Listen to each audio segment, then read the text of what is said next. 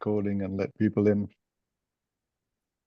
Wasn't it Steve Jobs who said something about staying hungry? Staying hungry. I think it was. Did Steve Jobs say that? Somebody did. Maybe I got something. One of them famous guys. Wasn't me.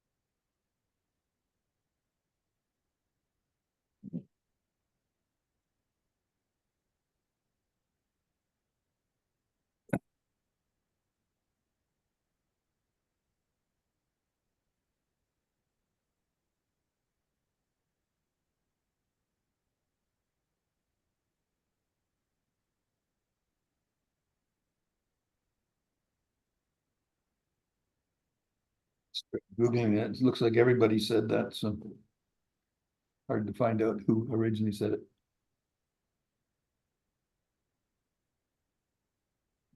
Hey, Keith. Hi, Keith.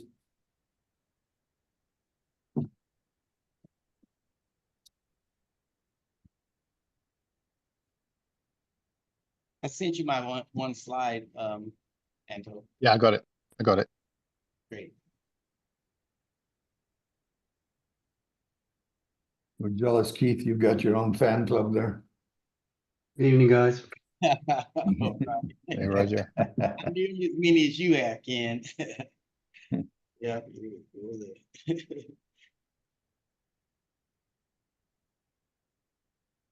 Hey, Steve, Mark.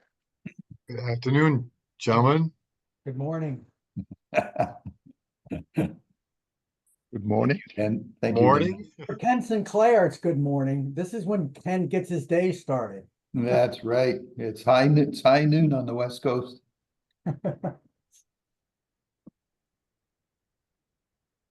Hope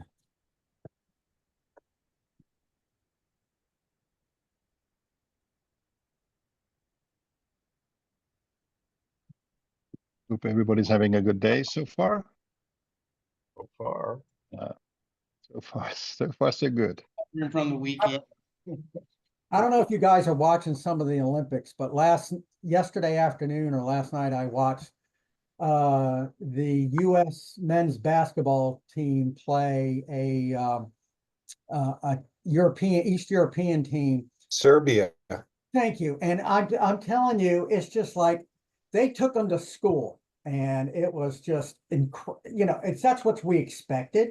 Though it was just incredible the way these guys were shooting, 10 feet from the 3-point line and sinking them. So anyway, just incredible. Well, Serbia is supposed to be one of the top contenders, medal contenders too. So I don't know if you know this, but 3-point line is, I think it's a couple feet closer in the Olympics. I did not know that. Maybe not that much, but it is closer. Somebody will Google it, I'm sure. I heard him mention something about that, but Steph Curry was hitting him from almost half court in a game I watched not long ago I think it was one of their practice games. So I don't know if a 3-point line matters a whole lot to these guys. Right. They just shoot when they're feeling it. Yeah.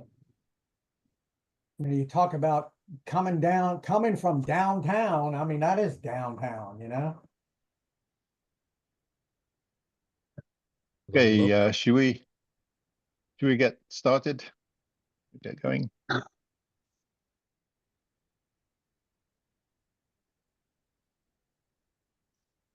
Okay. So good afternoon, everyone. I'm Anto Budiarjo. Welcome to Monday Live. This is something that we do every Monday afternoon to try and figure out the future for smart buildings. Our profiles are listed on mondaylive.org in case you are wondering who we are. And just point out the views expressed here are personal, not of any company or organization, so keep that in mind. Let's use the Zoom chat to make this as interactive as we can.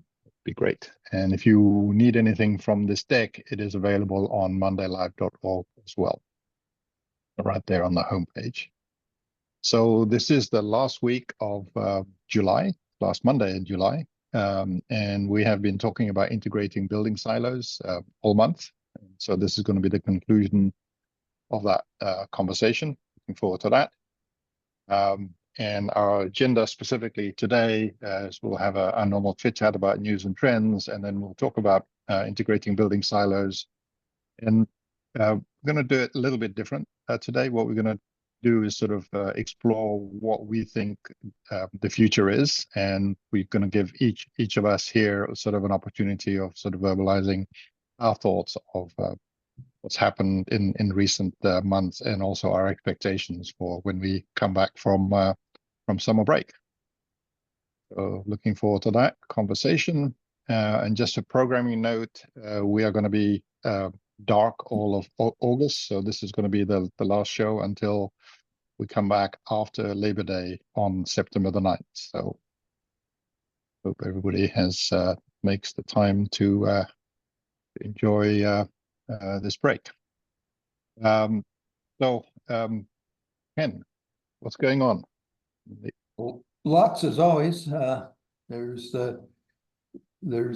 just a lot of stuff coming down, a lot of information coming across our site, which I'm really pleased. That was our intention. One of the little pokes that I've taken at ourselves in the industry is, are we behaving like startups or stop-ups? And I think this is a significant jab, because we have the situation that startups are starting, and they're basically looking at what we're doing, and they're looking at using technology to solve a lot of the talent problem. And what we're doing is we're kind of business as usual, and trying to scale our existing businesses, whereas they're moving more to cloud native and AI as part of their basically tech versus talent. So that's an interesting jab there, I think, worthwhile. Of course, we did a summary of last week's, and AI came up with this words: the choice of terminology, silo versus system versus industry, impacts how we frame and approach integration challenges. I think that's a good summary of that. And if you click on that, there's basically did not read TLDR. Yeah, that's it. So yeah, so that's good. Alco, we got a post from just came in late last night. I just got it on and jammed it in here from Lauren Scott, and she's want to work in wellness. So she basically spins the story of coming into the industry through the wellness industry, and I think that's something that we're going to get more involved. There's a lot of factions moving on. At the bottom of that, I've got a couple of slides, or a couple of links, I guess is a better thing.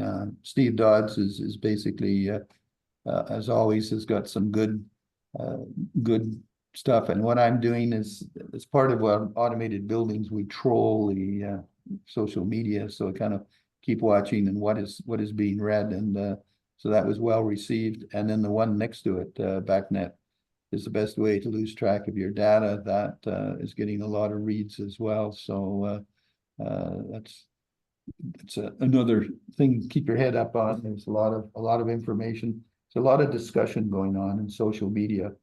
A few years ago, we hardly had any of our industry, but now we have a lot of our industry is is putting a lot of effort into their social media discussions, and we're getting some often, hundreds of people interfacing with some of these discussions.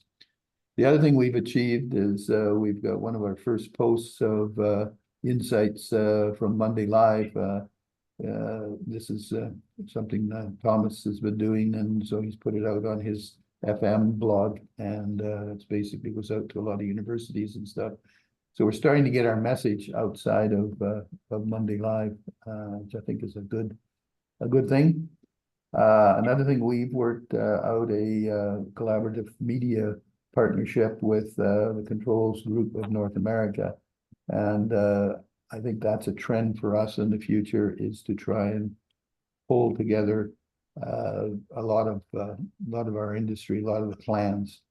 And I'm also pleased with what C4SB has done on their website. They've done some work, and I think it's, if you haven't taken a look at it lately, it's well worthwhile doing that. And I think we all need to start supporting that and promoting that a bit more. And I think that's about it. Back to you, Anto. Okay, thank you, Ken. So from my side, a couple of news articles sort of came up that I wanted to bring up. One is on the left here. Switzerland has basically decided that any software that's being used by its federal government has to be open source. Wow. Just like that. Interesting. Switzerland is the first to democratize software like that. It's appropriate, right? Yeah. So basically, if you're a public body and you use software, if you developed it yourself, you have to make it open source, unless there's a third party or some security concern that prevents you from doing it. That's basically the rule.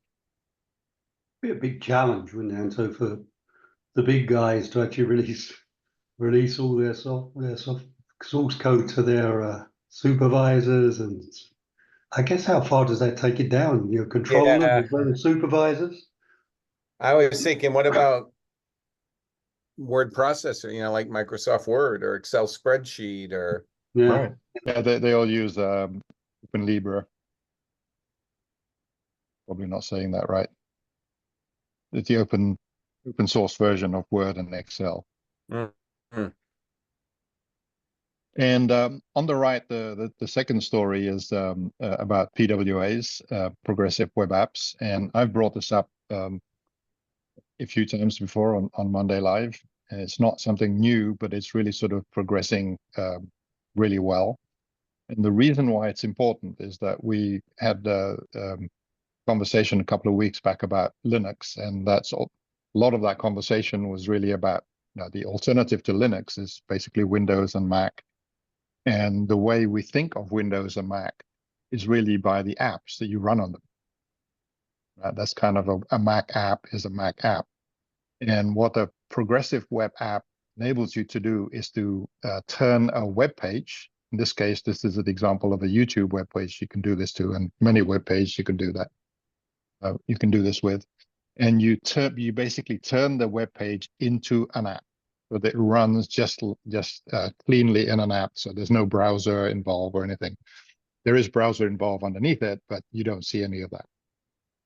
In fact, what I'm using here, this application that is actually a PWA version of Google Slides that's running that I'm using.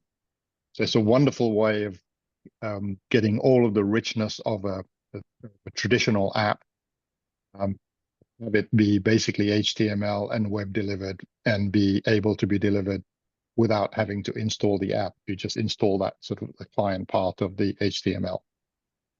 So anyway, it's progressing, and I'll bring it up again in the future as it starts to get deployed more widely. So that's what I have, our normal link board for you to go to places. Any other news or thoughts anybody want to bring up? Yeah, I don't know if you guys were able to see 60 Minutes last night, but one of their pieces was on the latest concern with regard to quantum computing. And I gotta tell you, I was absolutely flabbergasted and beyond how far that they have come and where they're going. And I put a link here, by the way, to the piece in the chat. And I guess, should we start thinking, will quantum computer have a place in the built environment? If so, what is it? How will it affect us? You know, and whatever. Obviously, none of us have the answers yet. We're not looking for those, but I think as we think about the continued journey that we all are involved in the industry, this is definitely something. And again, what amazed me is, as I said, how far they have it advanced. And then I guess my question then is too, while it's got the processing and it's got all the stuff that quantums do, I wonder how much energy is going to be required to power these things, because again, we keep reading daily for data centers, how much energy, and obviously North America, well, the US, well, Canada too, well, mostly everywhere, we don't have the grid structure to support this. So lots of things to think about as we go forward with quantum computing. Yeah, I watched that program as well yesterday. And one sort of interesting thing to track there is this whole sort of notion that cybersecurity changes because the encryption that is being used by cybersecurity will no longer work in a quantum world. So NIST is actually doing some work on this to try and define new standards. Jim, do you know much about that? A new way of dealing with doing encryption in the quantum world. I don't know about it specifically, Anto, but I do know that the work is going on. You know, from the standpoint of our industry, we've designed our security infrastructure in such a way that we will work with existing IT structures. So once that problem gets solved for IT, it's going to be solved for us as well. But I am not privy to exactly how they're planning on solving it. The whole notion that the fact that we're using IT sort of makes it easy because whatever IT does gets sort of propagates in all different industries and all different areas, including what we do. Exactly. Great. Anything else? All right, let's moving on to integrating building silos. So just quickly a recap of what we've gone through this month. We started talking about silos, what they are, and how we should be thinking about them, because we need a way of thinking about them. That's kind of the conclusion of week one. Week two, we kind of said, what if we use apps as a way of thinking about silos? So what we use every day today. And we did that. We did this sort of exercise that ended up saying that, you know, the interaction between silos and app is actually not something that is that you can actually score, which is what we try to do. And if it's there, it's the data could be useful, and therefore it's a binary thing, whether a silo and can actually be useful for apps, or whether apps can be useful to silos. So that's interesting. And then we spent a week talking about Linux, and more importantly, not just the Linux OS itself, but really sort of the ecosystem that's been built around Linux, around the Linux Foundation and CNCF and everything else, which we obviously talk a lot about in the IBB. So that was also an interesting conversation. And we went down trying to sort of differentiate between what happens within a silo and what happens between silos. And I think this is when we started to run out of steam of how we should use the word silo as a metaphor for what we're trying to do. So that was last week. And this week, what we want to do is to think about the future. And of course, I went to AI and asked it what it thought about the future, and this is what came back. You can think what you want about this. the pretty pictures.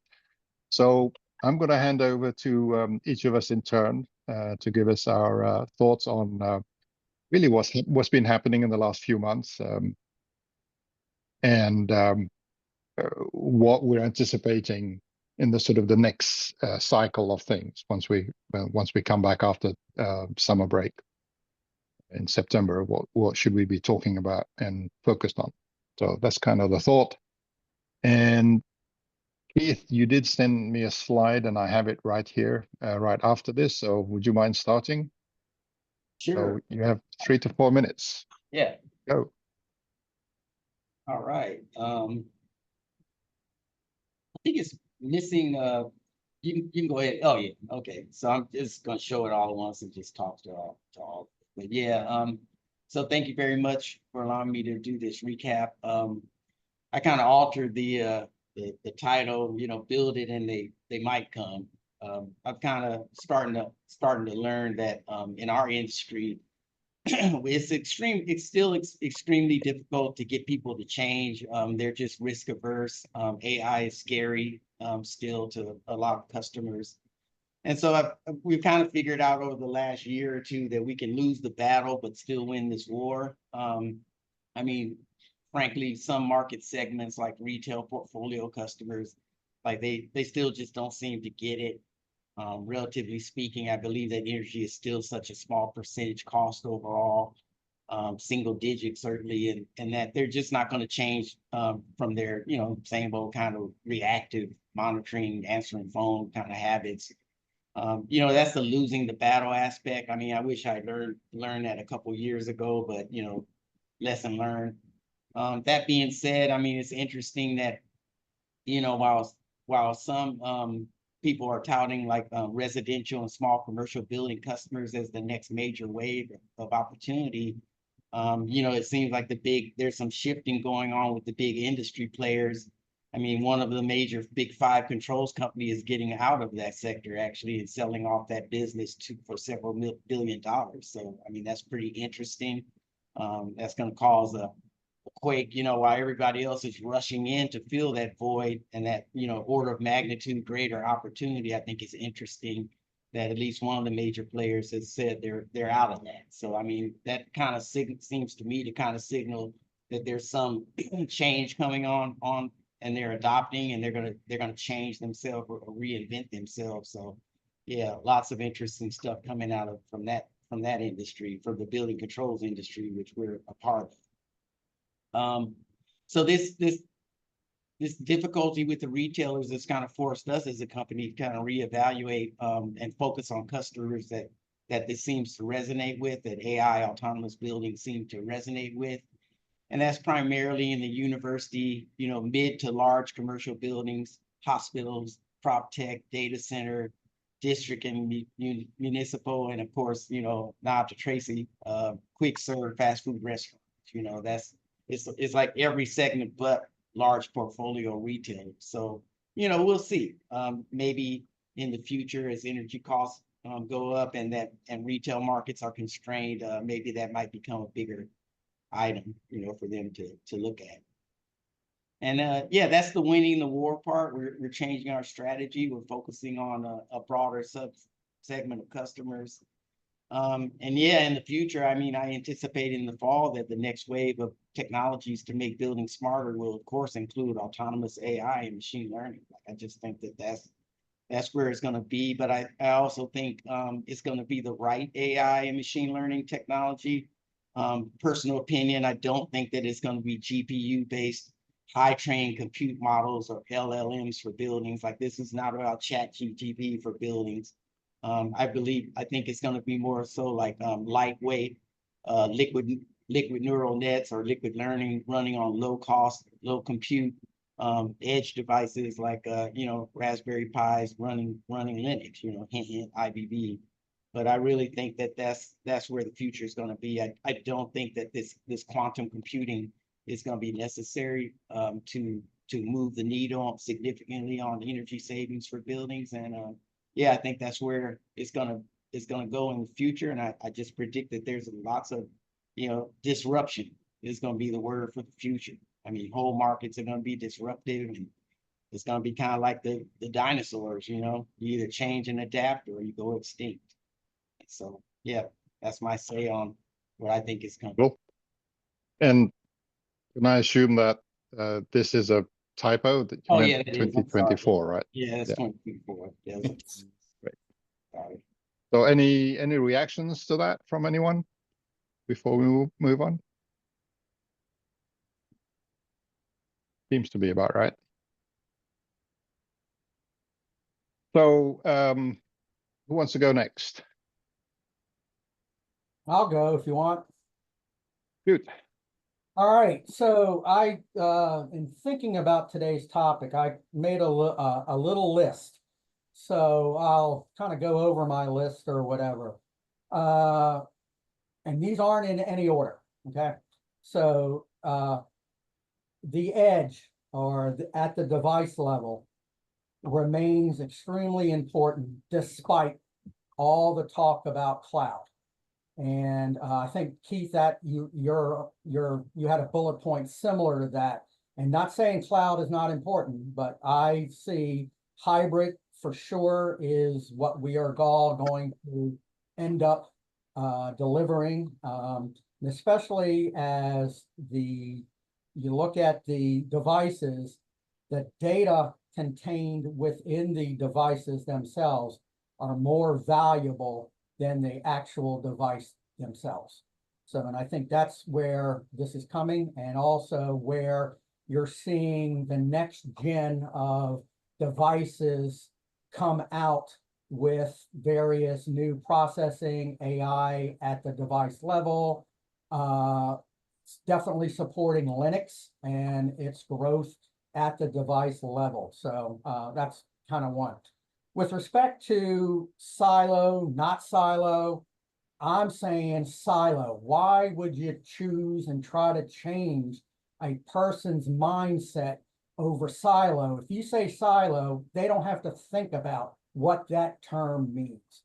So again, along those conversations, I believe that we're going to introduce that a third eye needs to be introduced when we talk about silos. We talk about integration, we talk about interoperability, and the new eye discussed, as I see it, is and I can never say this freaking word. Just I'll come back. Disciplinary. Pardon? Interdisciplinary. Thank you very much. That's the word. Interdisciplinary. Wow. Whether to what we've talked about in Monday Live, inter or intra, interdisciplinary, whatever, needs it, both of those sides of the house, regardless. That's the new eye as I see going for it. I think we are still in a journey where from one day to the next, we'll wake up, there'll be changes or requests for changes or light bulb will go off. I think especially going into the latter part of this year, going into 2025, there are going to be a whole new group of accelerators for our market that either we have barely touched on as an industry, or we haven't even touched on them, but those are going to be the new drivers for the industry going into 2020, end of this year, 2025, going into 2026. Talent gap, have we solved it? Nope. Are we any close to solving it? I don't believe we are. And that will continue to be a challenge. Again, you're talking about future, where we're going. Another one is the move, and I think I introduced this concept in one of our earlier discussions, universal automation, where automation is universal across, it doesn't matter, IT, OT, whatever, universal automation. I think there are their new owner and operator expectations that they are looking for our industry to deliver on. And I think we're past knowing the importance of indoor air quality, the importance of space and all that. We've been there, done it, we're delivering it, but there are other new expectations that I think they are gonna be asking us for, or are asking us for. I think the cyber will continue to be major discussion and issues that we always have to address. And wrapping up, two more things. Still, there are still barriers out there by owners and operators, despite everything that we collectively have done as an industry to prove the business case, to prove the technology case, and so forth. And lastly, many, many opportunities, and it's a great time to be in this business. So there you go. It's a nice positive ending on that. Any reaction or comments? Yeah, I have one. I think that it's not a matter of cloud versus edge. I mean, I think both are imperative. So you're going to be running stuff on the edge, of course. There's the single point of failure aspect and the backup control, closed loop control systems. Like that's appropriate to be on the edge and locally done, not dependent on the internet. But the cloud certainly is going to be a big part of this because rather than trying to do a U-turn back into the on-site device that's there and trying to bring the point of sale information and maintenance management and all this good stuff that's out on the B2B side, way up in the cloud. Like I don't feel it's appropriate to run that stuff on locally. I think it's a silo, and that's okay. Like it's an edge device for the building automation system. It's not about us in building controls to try to learn how to be maintenance management and point of sale and accounting and weather and all these experts. Like that information is already well defined in other silos. So just like that picture at Realcomm, I mean, it's all about the cloud being this conductor above all the different silos. So I definitely think the cloud is going to figure prominently. That's that word, interdisciplinary. Yeah. Again. Yeah. So That's not an easy word. That's going to disintermediate. There's another one. There you go. Going to disintermediate a lot of people. So I mean, yeah, I think they're both essential. Actually, cloud's not optional. It's easy for you to say, Anto. Yeah. Okay, let's move on. Jim, are you? Yeah, I'm stable, not moving. My view is I like Keith's ideas a lot and Mark's as well. I'm going to go with the industry has very long time constants in it. Many of the innovations we've been working on for a long time were put in place 20 or 30 years ago, and that's how long it takes to affect change. But I think the major disruption that is coming is in the game of musical chairs in the larger companies in the industry, 30 years of cost cutting have destroyed the value of the branch operations. And as the music begins to stop, China disappearing as a large business opportunity that has fueled a lot of this growth over the years, and other markets like the Office Armageddon thing are going to cause a downturn that it's very, very hard for these large companies to navigate through. And having basically cost cut away their service delivery mechanisms, they've all pivoted to basically digital transformation when McKinsey dropped the PowerPoint deck on their desk.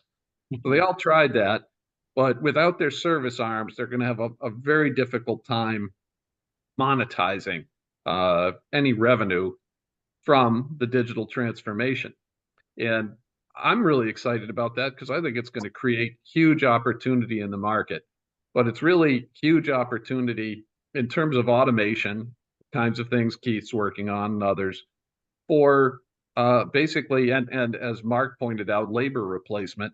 There's a lot of technology that can come in and really help with these problems. So I'm extremely excited about that. And I also think that cybersecurity, having been on this 15-year journey is only 5 years away from really being completely mainstream. And as that comes in, we're already seeing it in lots of large jobs. So I think that that's going to continue to build slowly over the next 2 to 3 years until it's just a done deal across the industry. So those are the major trends I see. Cool. Thank you. Excellent. Quite optimistic as well. It's great. I like the optimism in so far. Any comments or reaction from anyone? So, question for you, Jim, with respect to cyber. I think, you know, we as an industry started addressing this, 2011, 2012, sort of semi-seriously. Now obviously it's very serious. Do you see that we have really made the type of progress that is actually needed or warranted of where we're at today? Yeah, absolutely, Mark. The only thing is that nobody can see it yet because the time constants of actually getting this stuff in everyone's products across the industry are, 5 to 7 years. And the standards basically became locked down enough 2 to 3 years ago. So that stuff is going into everyone's products now. And I feel very sorry for the IT companies and these billion-dollar startups that think they're going to own OT cybersecurity, because they're not. Because the incumbents have built this in, designed it in for years. When it's done, it will be superior. And it's moving at the rate that our industry can adopt it. So that's why I say it's baked in, it's slow moving, but we're going to get to an endpoint where we wake up one day, everybody's got it, and we'll have interoperable cybersecurity, zero trust. We're about 3 to 5 years away from that, but we're on that path. And it's the reason I'm so excited about it is that's an irreversible path now. You have 70% of the market using BACnet, and a large fraction of the people that have security concerns are 5 years into that path. Does that make sense? Yeah, it's going to be less of a fanfare, I guess, more of it's just going to evolve into what, it's part of the necessary supply. Exactly. Yeah. Great. Move on. Steve, do you want to chime in next? Yeah, sure thing. So I'm going to start out with, I guess, Keith's concept, or I'm sorry, Mark's emphasis on the edge.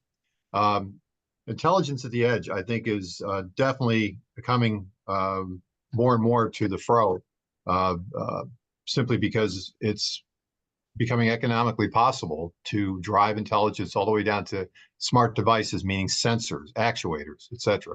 Right? So those devices have historically been dumb, if you will, just raw information coming in an analog type fashion or digital fashion. And now you're going to be able to affordably put intelligence down at the edge, which means you can do a lot more things with it. So that's one of the trends I think we're going to see more and more of, for sure. But the main thing I wanted to focus on is cloud. Our industry has been characterized by tracking advancements in digital technology for 40 years plus now, right? And yes, we argue about the slowness with which that happens, but the thing that's, I think, is driving so much of our conversation this year is what's been going on at the cloud. And it's interesting. Over the weekend, I was playing golf with a gentleman who's does a lot with one of the he's in cybersecurity with one of the largest financial services companies in the country. And I asked him straight up, okay, tell me what is your biggest challenge in protecting your business from a cyber perspective? One word: cloud. Okay. Because the products that they use to run their business are going in multiple cloud platforms. They're not always able to standardize on a single cloud platform. So they're going to GCP and Azure and Amazon and such, doing very little in private cloud, mostly all public cloud. But the risks that they face in terms of all the users, because they're a public-facing company and users are constantly hitting their websites in these public clouds, cybersecurity is a huge issue for them, more than ever, because in the past they could control everything in their own data center. They've gone into the cloud now and done it in a public way, and this is putting an enormous amount of pressure on them to secure the data and secure access to their systems in a reliable way. So what is our industry doing?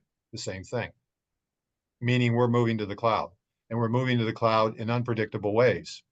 So there's a real positive to that, but I no doubt in my mind we're going to struggle as we learn how to do this and do this well, which again ties nicely into the work that we've been talking about with IBB and how IBB is going to be rolled out as something that combines both what you do in the building and at the level of the cloud, and allows for that type of communication to go on. So, yeah, I think it's the future for sure. We need to embrace it. The leadership we're showing is one we need to continue to evolve and improve upon in terms of specific deliverables. So, yeah, that's from a technology standpoint, the intelligence at the edge and the migration to cloud computing. And I'll add one other thought here.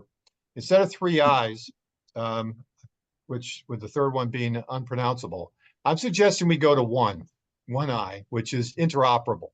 Okay, I think interoperable is simply the grown-up version of integration. Okay? And it recognizes that when we talk about interoperable, it's devices to devices, systems to systems, people to systems, people to devices. However you want to, interoperable to mean implies anything and everything. Okay, and whether it's at the cloud level, whether it's at the device level, whether it's in the building, out of the, doesn't matter. People want interoperability. And again, all the efforts we're making in terms of defining how best to do that through IBB and cloud native computing is what we're talking about here, right? So if we succeed in really well defining, constructing a solution for interoperability, we have solved the silo problem, right? Let's face it. So yeah. I think what we've done here this year has been terrific. It is really, I'm convinced this is what we need to continue to do and move it forward, because we're not going to change the migration to cloud. That's happening. That's a given. But whether it's Keith's business or Jim's business, where they're dependent on getting data out of the building, interoperability is the main obstacle to those businesses being as successful as they could be. That's it. Great. Thank you, Steve. Thank you. Yep. Yeah, focusing it on the one I. Right. Why not? Thank you. Anto, I think they can start a blues band. I'll sign up to be the lead singer. All right. Here we are 20 years later, right? That's okay. Steve Fay is the I Man of the Year. All right. Yeah. All right, Tracy. Sure. So in preparing for this, I kind of took a minute and looked back at all the things that we covered. You know, starting early in the year as OT, IT discussions, and that kind of evolved into automation and smart, which inevitably led us to AI and ML. And then we had a stint there where we talked about TXO, lest we forget about that, the importance of coming back to that. And it's interesting, all of those topics led us to the same thing, which was violent agreement about the importance of open interoperable data for all of those things, right? So my takeaway for the year for sure is we've convinced ourselves of something that we've been saying for the past 20 years plus. I literally can dust off slides from 20 years ago and use them still to this day, right? But why are we talking about it again? Well, we didn't achieve it. It hasn't happened in the way that we all know it needs to happen. And we've got a ways to go. When I listen to everybody else kind of talking ahead of me, I want to just kind of check some boxes in agreement. Hybrid, agreed. Data more valuable than anything else in the system, agreed. Cybersecurity, major concern and influencing what we do, agreed. I also am very optimistic about the opportunities in our industry. I kind of see doors opening today, similar to what we saw back when networks and networked architectures first started. You know, the advent of Lawnworks and BACnet and such. There were a lot of opening doors, opportunities. So, so I think that's totally going to happen. And also just to agree with Steve, more intelligence pushed closer to the edge, to the end devices. That the concept of a distributed control system to the nth degree, right? Push it all the way out. And I too have a new term to coin here, and I call it the IDK IDC architecture, which is I don't care, I don't know, I don't care architecture. And that's the way the world's going to be. And we're going to have to all adapt to that, right? It's going to be totally hybrid. It's the Wild West, and we're just going to have to adapt. I think that part of what is pushing that, a big part of that, you guys have heard me talk about kind of the three forces that I've been tracking for more than a decade. And that's the social acceptance of what we do, the open, interoperable, non-proprietary kind of stuff in particular is what I'm talking about. The ubiquitous connectivity, you know, we have that more so today than we ever have, and that will just continue to improve and increase. And then the compute power / cost, power going up, cost coming down. So that's the Moore's law aspect of it. So those three things, I think we have passed the tipping point on connectivity.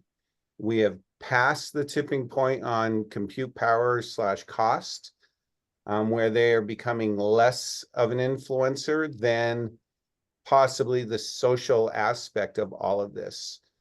The need, the desire, the acceptance of open, interoperable in society. Kids have been born with phones now. You know, there's never ever going to be a generation that understood it any other way going forward. They will expect it to be that way. What do you mean I can't get to that data? I just don't understand that concept, you know? So I think the social part of it, the evolution of that piece of it will become more of a pushing force than even the others, perhaps. So, and then the final thought, just what should we be looking at or doing next here as a group on Monday Live? I think it's time to take a lot of the stuff that we've talked about and analyze here for the last year plus and put it into action and show some results, right? Let's see IBB in practice. Let's see open interoperable data working. Let's lead the industry to create examples of what that looks like in real life, right? It's already starting. I think we just got to keep pushing down that same path.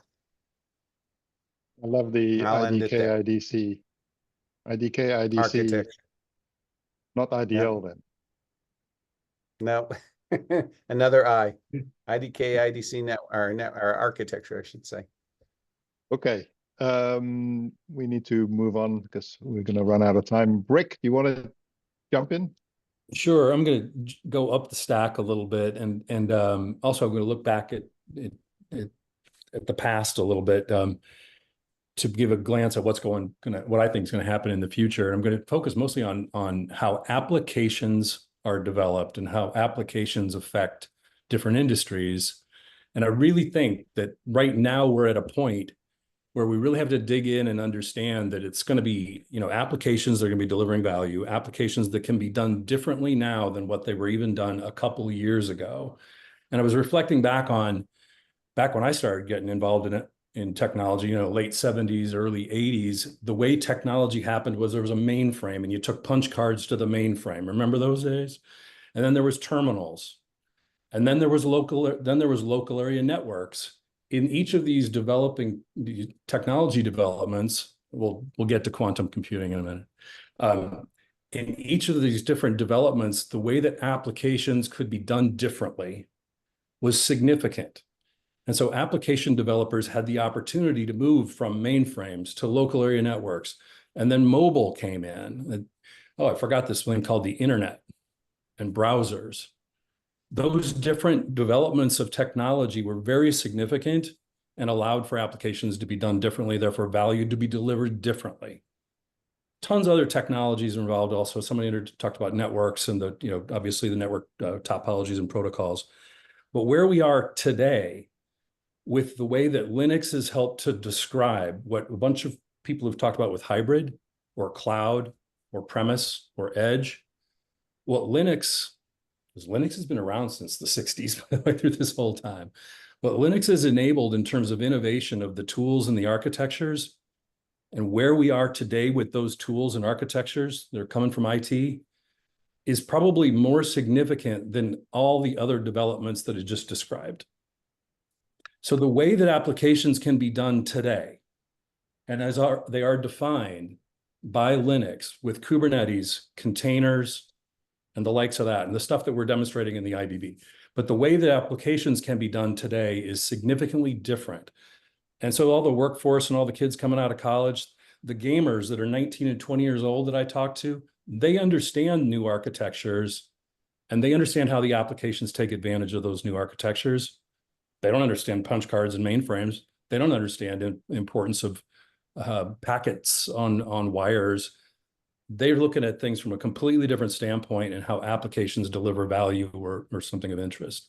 So as we've been kind of developing all these different conversations over the last year or so, I think the focus is going to be on how applications can now do something completely different than what they could do before. And it is defined by Kubernetes, containers, Linux, and the things that are being presented to us on a platter for us to decide whether or not we're going to take advantage of them or not. That's my speech. Good. I think you got lots of nods there, probably from the audience as well. Roger. Yeah, sure. I guess looking a little bit more at the commercial side, I guess I've been surprised how buoyant the market is. Probably shouldn't be, but when I looked at it, I figured, well, the new build is still going on, but I wonder how much of that was long-term commitments from pension funds still rolling out. But I think with the focus on retrofit and refurb, the market's never been busier. I think that's kind of been driven by the fact that leases are getting shorter because people are just looking to change. I think they're kind of working out what to do now was post-COVID. And a lot of people are modifying once their leases are finishing, they're changing what they want from a building. And the REITs are needing to actually change because they got to provide, a technically capable, efficient, secure, healthy building. That's what people are actually beginning to look for, some of that stuff. And I think that's driving the demand in the industry. And I'm seeing a change from the big four. They're very cloud focused and more product orientated, selling the product and cloud, and kind of moving out of the turnkey side of business, because I think, as was mentioned earlier, they kind of haven't got the service and maintenance business to rely on anymore, which used to be why they did it, which was where the money was, not doing the project. So I think they're beginning, and we've already seen that in the UK now, where more than 75% of the market is system integrators. Okay, so these guys are actually own the market now, and the Siemens pulled out. There's really only Honeywell and Johnson doing a little bit of turnkey stuff. I think we're seeing some wireless come in now. Certainly seeing it happen, beginning to get adopted. I think not quite seeing when I get back to the cloud part, I've not seen that upswing yet. Because I think whilst we're looking at more multi-site applications, it's beginning, and it's who wants that information, who's going to drive the need, what you're going to do with all that data. I think the integration bit is going away, because that used to be the intertrade bit, where it was kind of, older communication technologies and some of the, it's now becoming more standards. So you will get that, as I think Mark said, more moving away from integration to interoperability between sides, because there is an expectation that it will be handled by one place, which in my opinion will probably be the IWMS, which will see the supervisor, BAS supervisor, morph into that product. But I think the real opportunity is who's going to provide that service of monitoring and providing all the information, because it's not going to be the owner. Who's going to provide that, management and the information? I think that's the opportunity in this marketplace. Who the hell is going to take that on? And we're already seeing companies here beginning to come out with that, where there's the companies that have been grown, getting funding, and they're monitoring a lot of, like what Tracy does and other people have been doing for years, but getting more of it. And I think that's something that I think is a real opportunity for the industry to take hold of. I'm conscious of the time, so obviously I'm seeing that people are becoming cybersecurity aware, and I think that's what Jim was saying, is it will just become part of it. There'll be an expected inclusion within whatever's being provided. And I think one good takeaway here is where they've been driving training and the system house type business is bringing younger people into the industry. And I went along to an award ceremony for the industry. There were about 700 people there. The amount of young people in that audience compared with the boomers was incredible. And it was really good to see that all these people are coming into the industry and they see the opportunity. So I think that, as Mark was saying, others, I think this is a great time for the industry. I think, even if the prop tech business is going down, we're going up because of that. The businesses, the construction stuff that's out there needs to change, and we'll be part of that. So I think it's a great time. So I'm very positive about the whole, business and the opportunity from a commercial aspect. I kind of leave it there, allow some other people get in. Yeah, another optimistic tone. Ken. Thank you. First of all, I want to say great job, guys. You really knocked it out of the park. Good diversity and covered a lot of the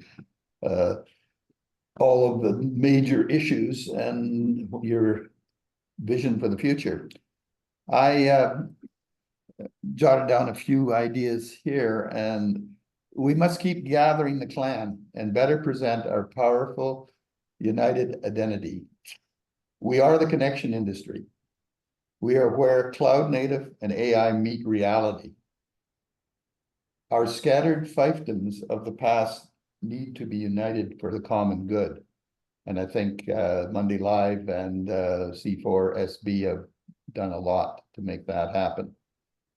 We're working on our education sessions for AHR Expo, and this session is evolving.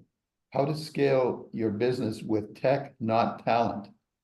I think this is a scary concept for some of our traditional folks. It's in the startups. The startups are basically creating themselves with their knowledge of tech and how they can actually do things with less talent. There's no doubt the talent is extremely important, but we can amplify the talent using tech such as cloud native. So I think that's there's a whole reinvention going on there that we need to talk about. And that was my jab about, are you a startup or are you a stop-up? I think that's, we need to start thinking about ourselves. Our traditional companies don't need to become startups, but I'm encouraging you to think like startups. What's happened here is we've just been given wings. We can now fly in the clouds. These new wings are much more uplifting than the invention of DTC and our past discoveries of internets and intranets, all of that, which was powerful tools. I think we're at a point here that this is like nothing we've ever seen. And the advent of mostly mobile and everything turning into and being driven from that is kind of bringing us into a real new area for us, where we actually now have social opinion and folks that are just looking for a different result. We also, as was mentioned by Roger, it's interesting that us old guys are noticing the young people coming in the fastest. I think it's great. It's just absolutely amazing to see that change. And what I'm forecasting is a separation. There will be the folks that will be working at this from a cloud native point of view. They'll be doing things we can't imagine. And when they come to touch our buildings, they will still be doing things we can't imagine, and we'll have to stop them and educate them. They will educate us, we will educate them. As we enter the world of cloud native and this whole Unix open environment, we're going to learn so much, because as we mentioned before, Jim Lee has always said that we've never had the scale. As we go into the cloud native world, we're dealing with people who know how to scale, but they still, our importance is in this industry is we're the only folks that can actually reach out and touch this equipment and not break it. And we have a history of how to control it, and we can keep it cyber secure. And that is our industry. And we need to band together to get that message out, that we're an important piece of that. And right now we're looking at taking automated buildings to some of these cloud native conventions, because we see that's our future. But they don't understand how good we really are. We really need to tell them. We need to tell them how important our industry is. A couple of other adjuncts, I guess I would call them, is the decarbonization movement is here to stay. And it's changing how we design and operate and maintain buildings. So critical success of this is everywhere, and it's just going to change how we look at our buildings. And this last article we just came on hours ago on our site, the walk to wellness, the idea that opportunities to considering wellness while pursuing sustainability. Pursuing sustainability is going to be all of our goals, and it's going to be driven by government, and it's in the minds of the younger folks coming into our industry. They all want the job that they can save the world, and here we are, building automation, the world, saving the world. Thank you. Cool. Thank you, Ken. So for my sort of comments, I'm just very happy that after about 35 years of trying to integrate systems around buildings, that we now seems to have consensus that A, it's important, and B, sort of a way of doing it through interoperability. So the optimism that's been sort of seen here today, and I think is reflective of what the industry is all about, especially when you're thinking about the generational sort of stuff. I think it's just amazing. So I can't wait for the future. I have to. CDC Because was we just all about have to. CDC was just about 40 years ahead of his time, Anto. That's what it was. There you go. That's right. Yes, it was late 80s. Yeah. Yeah. All right. Let's leave that be. So this is great, very optimistic sort of conversation today. A good way of ending the year, and we're going to go into a summer break, and we shall see you after Labor Day on September 9th. So with that, thanks everybody for being here. Thanks the audience for being here, and have a great summer. Yeah, Thanks. thanks, everyone. Enjoy. Thanks, everybody. Ciao, ciao. Thank you. Cheers, guys. All right, take care. Bye.